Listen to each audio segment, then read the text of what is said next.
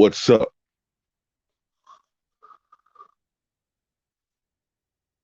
What's up, YouTube? This is Too Raw for TV.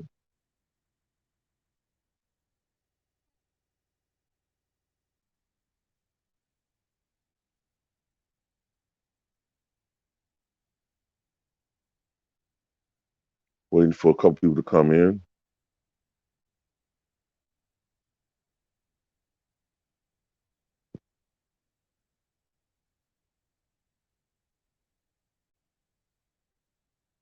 I know this isn't the exact, the usual topic that I talk about on here, but you know what I'm saying? There's a lot of things that are more important than basketball and sports, and that is keeping an eye to the sky. And that's particularly true this time of the year. What's up, King Strick? What's up? And before I go further in this, I want to give a shout out to LB. All right. I saw that he did a live stream, a video earlier today talking about hurricane preparation, especially this time of the year. Okay. Look, I know I have some followers that live in the Gulf Coast, the Gulf Coast region. I know I got followers that live in Florida, Louisiana, Texas, Alabama, Mississippi. So if you live in these regions, you really should be listening to this video before it's too late. Okay.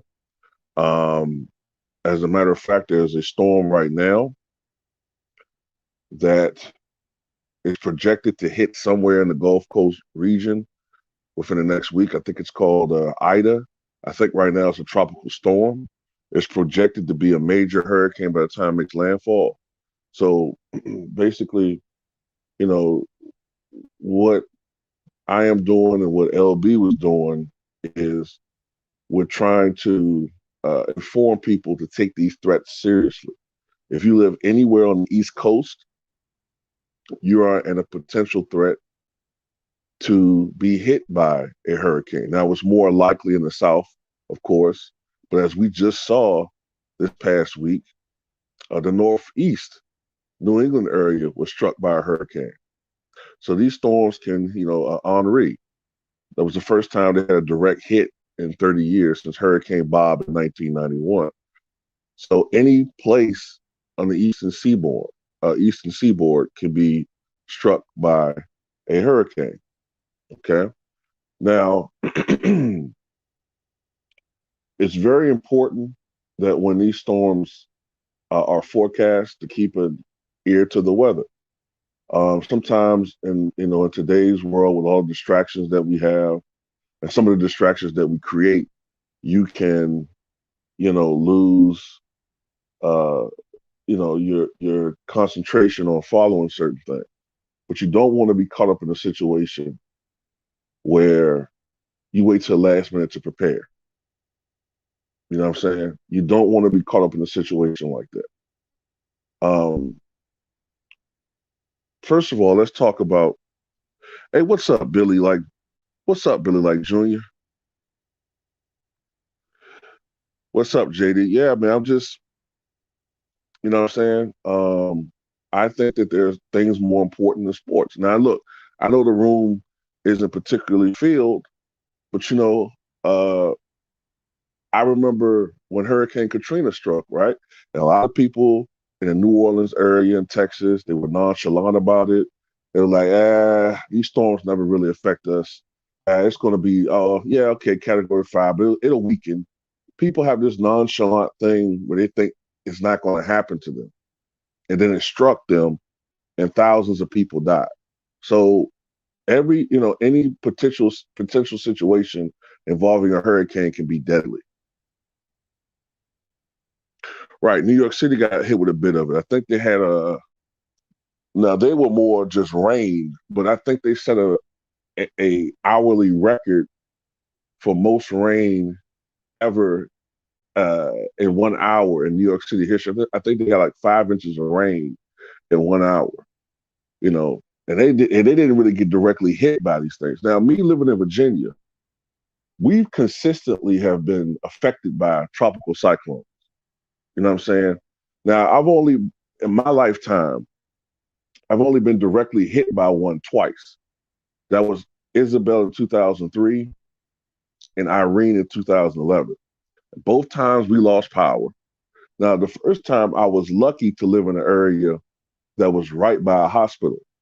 So they had a backup generator, which meant that our power was only, and I'm using air quotes, only off by like, it was only out for like 12 hours. But Hurricane Irene, our power was out for over a week. With Hurricane Isabel, some areas in Virginia, their power was out for 2 to 3 weeks. That's a lot of time to be out without power. You know, that's why it's important when these storms strike. Right, baby J, it was just rain. What's up, Mr. Pads? You said hurricanes are no joke, need to be taken more seriously. Absolutely. That's why it's important, especially if you know you're going to get hit by a major hurricane, to buy non-perishable food items, a lot of canned goods. Because if you load your refrigerator with like the food that you normally eat, outside the first 2 or 3 days, it's going to spoil because you're going to be without power for quite some time, most likely. So you run the risk of having a whole bunch of food that's just going to spoil. Milk that's going to go bad. It's just going to piss you off. So the best thing to do is just get a lot of non-perishable food items. Another thing, if you're going to be struck by a major hurricane, is to uh, get things like candles or at least flashlights, batteries for like radios, because most likely, like I said, your power's going to go out. I don't know about internet connection. You know, that's up in the air. Um, Depending on where you live at when the hurricane strikes, if you're closer to the circulation of the storm, or I would say the center of the storm, you might want to consider uh, boarding your windows because oftentimes when you're dealing with 110, 130, 150 mile per hour winds, things will go through your window and they will become projectiles. You know what I'm saying?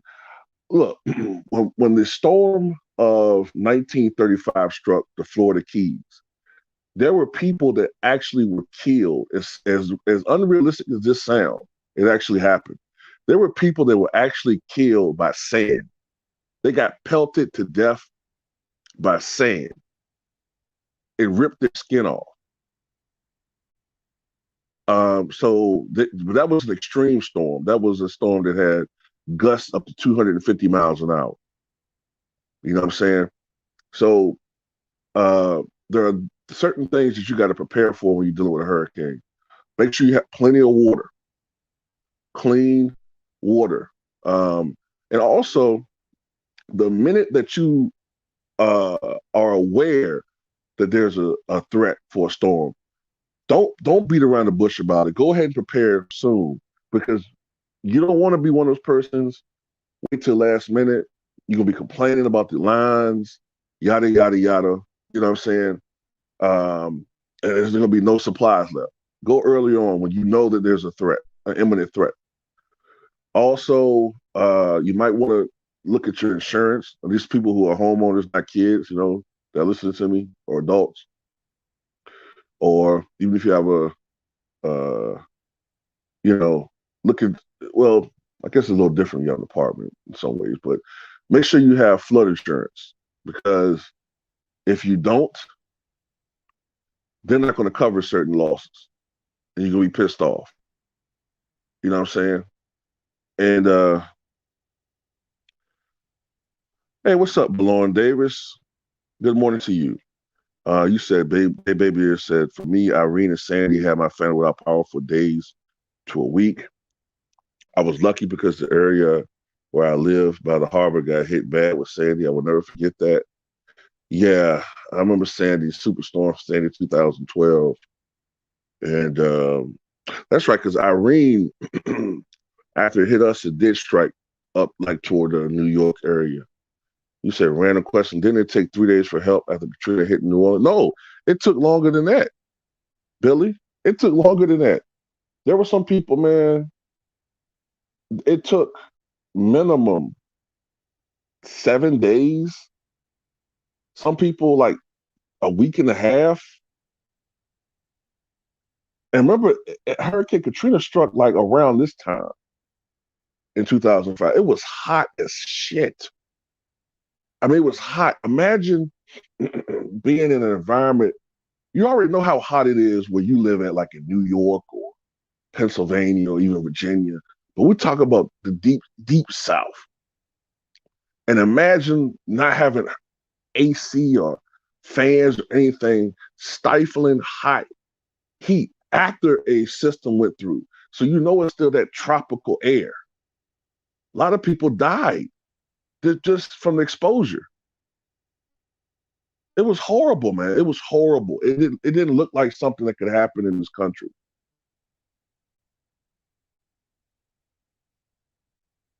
A lot of people died waiting for help. A lot of people drowned from being in their homes. Water was like nonstop just going into their homes. Some people had to go up to the attic and they still drowned. That much water was coming into the home. A lot of people died because of exposure. Some people died of shock because of the events of the event. Some people just got washed away, man. It was horrible. It was horrible, man. That's why in some of these situations with a storm like Katrina, it's best to just get the hell out of Dodge. When you have a category 4 or 5, especially hurricane, it's best to just get the hell up out of Dodge. Oh, okay, you're living by the main streets. Okay. G24Ds. What's up? But yeah, it's best to take heed of whatever the experts suggest uh, you do. Okay, now let me talk about hurricanes in general. Hurricanes basically start off. Let me try to get my memory. Basically, start off as a cluster of thunderstorms that come off the coast of Africa. Okay, and sometimes depending upon what's going on as far as the environment, sometimes these storms become more organized and they will form a circulation, and then they become uh, what was once called a tropical. Uh, they come off and become tropical waves. They become more organized and they become what they used to call tropical depressions. I think they stopped calling them that this year. I think they call them potential tropical systems or cyclones or something. Once they reach 39 miles per hour in strength, as far as the circulation, once the winds reach 39 miles per hour, they're called tropical storms. I'm pretty sure you heard that term before. Now, anything from 39 miles an hour to 73 miles an hour is considered a tropical storm. Once a system crosses that 74 mile per hour threshold, it officially becomes a category 1 hurricane. Now, I'm trying to remember the Saffir-Simpson scale. I think it's 74 to 95. I believe it is 74 to 95 is category 1.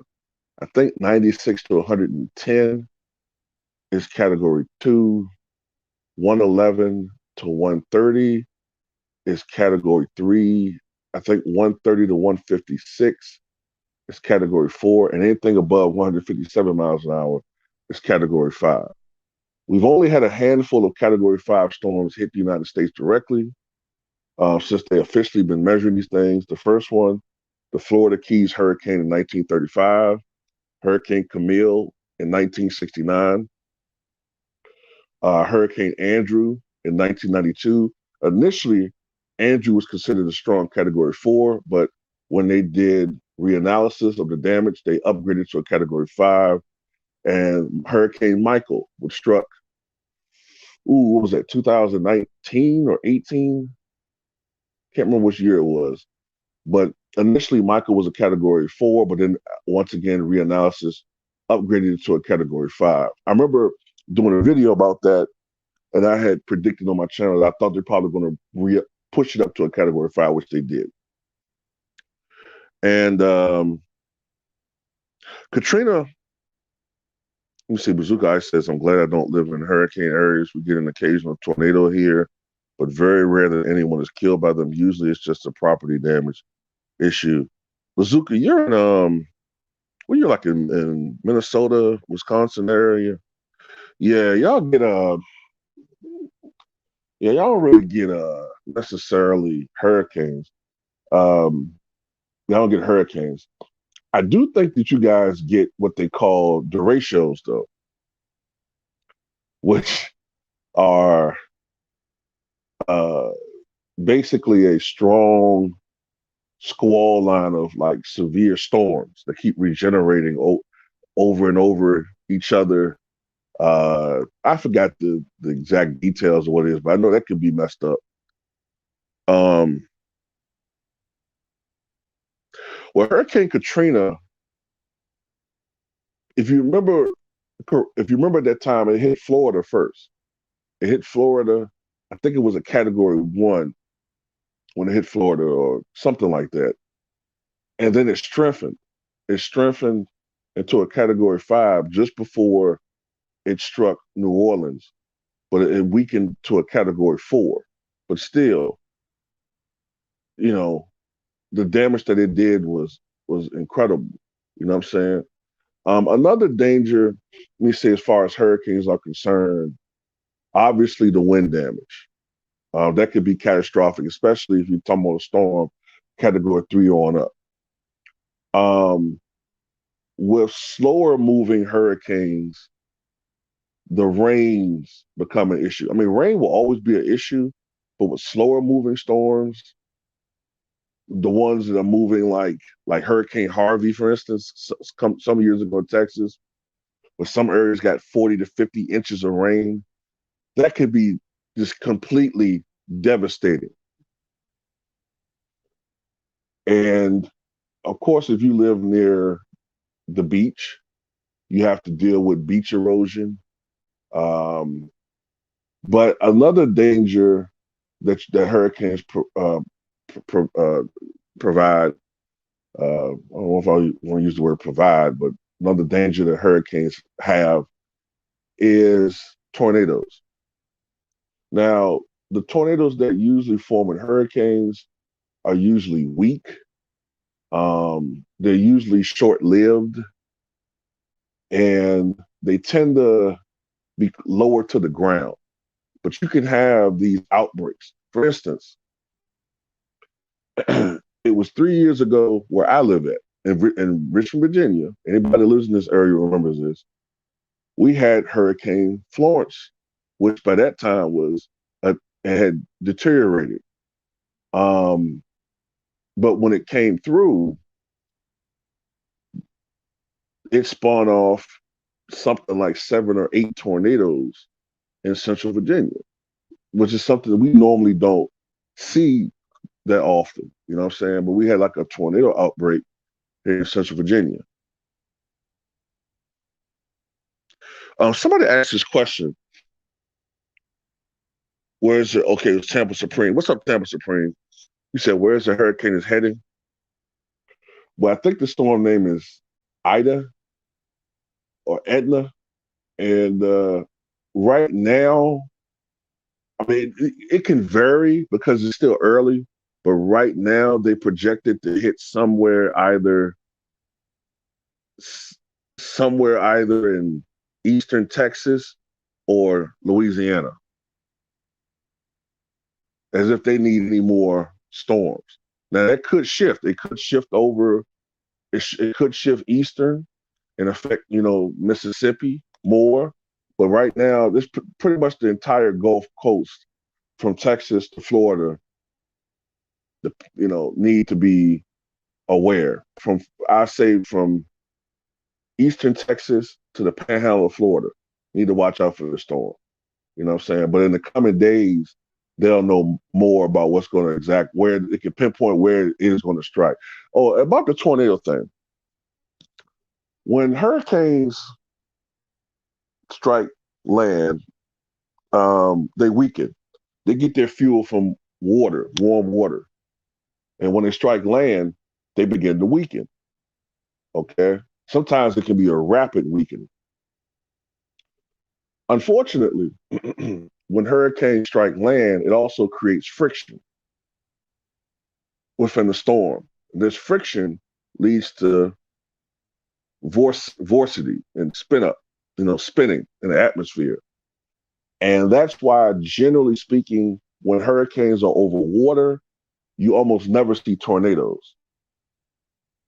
But once the storm hits land, that's when you see tornadoes. Even Hurricane Henri, I think, spun up 3 tornadoes in New England. Now, in the South, because of the atmosphere, you generally see more tornadoes from these landfalling hurricanes. So that's why, oftentimes in the South, when these storms strike, you see like a tornado outbreak. We saw that with Hurricane Ivan back in 2004 when it struck Florida and went all the way up the coast. The East Coast is spun up like something like 110, 130 tornadoes. So that's another hidden danger when it comes to these storms.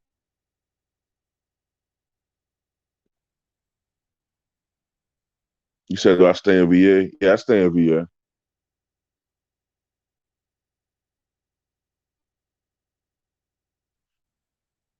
Yeah, I stay in VA. Like where I live at, like I said, we've been directly hit.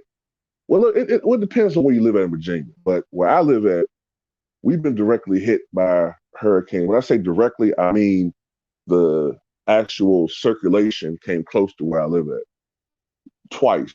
Hurricane Isabel and Hurricane Irene. Of the two, Hurricane Isabel was by far the worst. Um, I mean, the thing that I remember the most was the tree damage. I mean, I've never seen so many. I mean, you can see trees down after a storm, like a really bad local storm, but I've never seen so many trees knocked down, so many trees taking a hit for humanity like I did with that storm. Like it was unbelievable. And like I said, a lot of people were without power for 2 to 3 weeks. Some people even took almost a month for their power to be restored. Can you imagine going almost a month without electricity?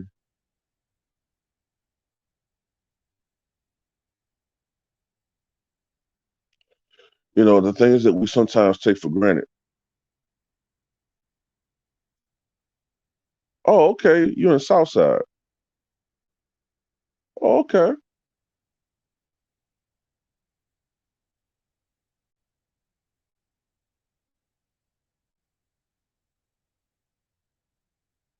But Lauren, do you still stay in St. Louis? Because I mean, you guys don't generally get hit by hurricanes in St. Louis. Only thing that would ever happen to you guys is you might get hit by like the remnants of a storm. That's possible, but you guys are too far inland to get a direct hit from a hurricane. But yeah, I just want to guys, let you guys be aware of these things, man. And, even when it comes to wintertime, I do videos like this talking about, preparing for like, blizzards or whatever. I try to keep a track on these things, man. You know what I'm saying? But LB reminded me, man. Shout out to LB. If you're not subscribed to LB, please subscribe to his channel. It's the sports and political content of LB. He did a video this morning talking about hurricane safety. I had wanted to do one, but it just, I kept forgetting to do it because this is the peak time for hurricane activity right now worldwide. And another thing I wanted people to become aware of too is look. I kind of don't want to go into this area because you got some people who deny it, and some people who whatever. But anyway, the evidence suggests that at the very least, we may be undergoing climate change for whatever reason. Okay. Now, this could lead to us having more hurricanes and more major hurricanes. And another thing that could possibly happen is you could start having more major hurricanes hitting in more northern latitudes than normal. Like uh you might start having hurricanes form a little bit more northerly than normal, and you could start having more hurricanes hit New England. You could have more hurricanes hit New York City, which would be very costly if that would have happened. You know what I'm saying? A direct hurricane hit in New York City or New York. You know what I'm saying? A hurricane that could be you could have a category 4 hurricane hit where I live at. It doesn't normally happen, but these are things that could happen. So anyway, the point of this video is we have to be very, very vigilant and keeping abreast of the weather. If you get a tropical storm watch, that's the time to keep an eye on the weather. If you get a hurricane watch, that's the time to prepare right there. Don't bullshit around. Don't, oh, I'll see if it, no. Right then and there, if you're able to, heed those precautions. And when it upgrades to a warning, you'll be able to avoid all of that mass rush at the end. And if it's a major hurricane, if they're talking about, let's say it's Hurricane Tura, and it has winds of 140 or 50 miles an hour, 150 miles an hour, and you're in the zone where it's 150, my advice to you is get the fuck up out of that city, man. You know what I'm saying? Just get up out of there. Go somewhere where either the weather's not going to be as extreme, because you don't want to be one of these people to say, hey, man, I'm going to ride it out. Because if you try to ride it out, it's a good chance you're going to ride out with that fucking flood water. You know what I'm saying? It ain't going to be a smooth ride. You know what I'm saying? You're gonna really wish that you had heed those advices when they tell you get out of there. But you know, but that's all I got to say to you guys. Let me see. Let me read some of these comments. Well, Mr. Paz, you know something I had noticed? I'm not a meteorologist, right? You know what I'm saying? I've just been interested in the weather since I was a little kid, and I used to watch the Weather Channel religiously. But you know something I noticed, Mr. Paz? I noticed that a lot of storms the last couple of years, once they hit the Gulf Coast, for some weird reason, they've been picking up intensity, like right before it hit. Like, I don't know, just something I noticed. Like, it could be like let's say it had 115-mile-per-hour winds and it's like 90 miles away from landfall. Then for some weird reason, those last 90 miles an hour, it'll just kick up to 135, 140. I didn't normally see that before. So I don't know if it's something going on that's breaking down the Gulf system, but I did see something in an article saying that the Gulf system is breaking down. So I don't know if it's a connection with that, but I do personally believe that there's climate change going on. Last year was the hottest year on record. This past July was the hottest month in the history of since they've been keeping track. And it's like every year since the late 90s has been the hottest this and the hottest that. And the next year supersedes that. I don't know, man. It's to me, it's kind of like something's going on. You say even low category ones kill. Yeah, yeah. Even low category ones can kill. You know, like I said, the winds may not be that intense in a category 1. When we had Isabel, the winds were like in the 70 to 80 mile per hour range. But I still remember how the wind just sounded like it was just a howling type sound all night, and it wouldn't stop.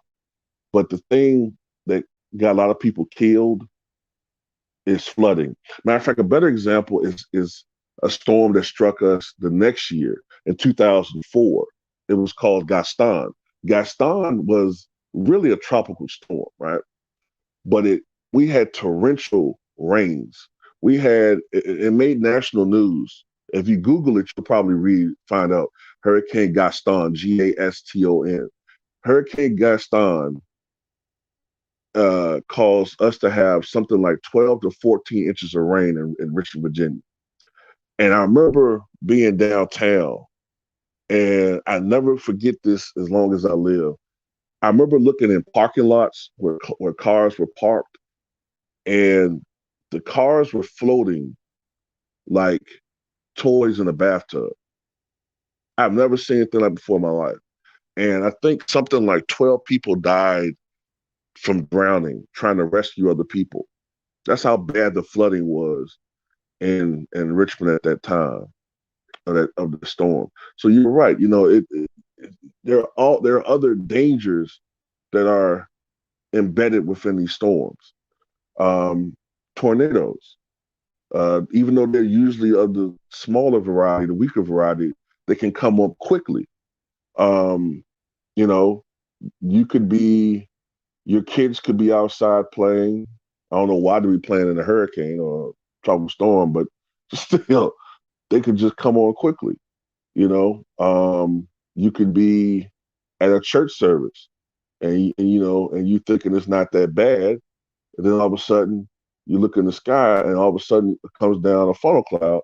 A quick spin up tornado goes right through the goddamn parking lot, knocks you and your wife and your kids goddamn 30, 40 feet away.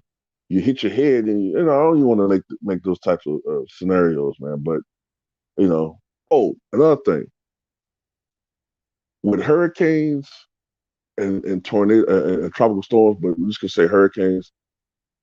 The tornado threat is usually on the eastern side of the circulation.